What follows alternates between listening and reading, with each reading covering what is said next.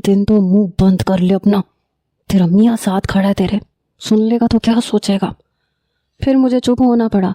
पता नहीं मेरी बेलगाम जुबान कभी भी चुप नहीं रहती थी। मैं अपनी गाड़ी में बैठ गई।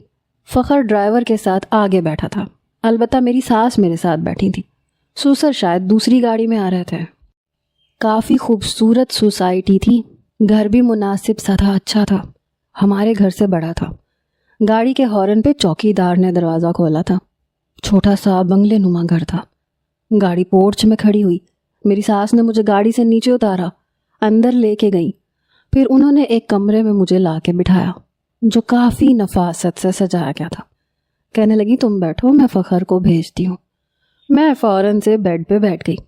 फिर मैंने सोचा, ज़्यादातर लड़कियाँ बेड के बीचों बीच बैठती हैं और अपना लहंगा पूरे बेड पे फैला देती हैं, बड़ा खूबसूरत लगता है। मैंने भी ऐसे ही किया, बेड के बीचों बीच बैठ के अपना पूरा लहंगा फैला लिया। सामने लगे ड्रेसिंग टेबल के शीशे से अपने आप को देखा। आज तो मैं वाकई बड़ी खूबसूरत लग रही थी।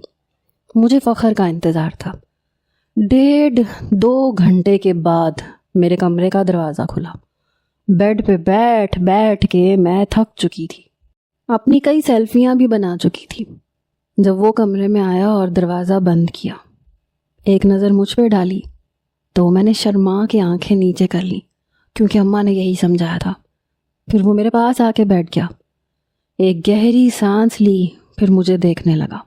अपना चश्मा उतार के अपनी आंखें रगड़ी और फिर अपना चश्मा आंखों पे पहन लिया।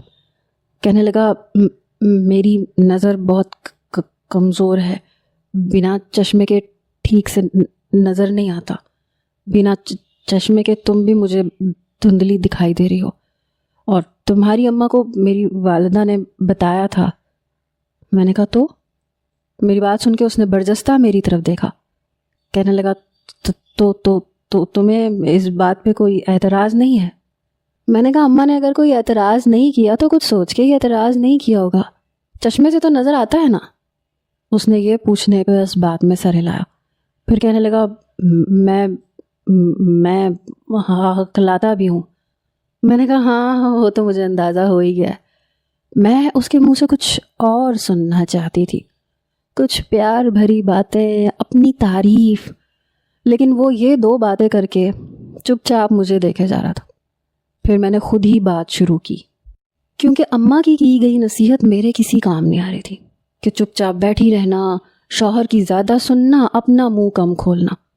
अरे वो तो कुछ बोल ही नहीं रहा था। मैंने कहा, आप ये बताएं, आपने मेरा रिश्ता क्यों मांगा?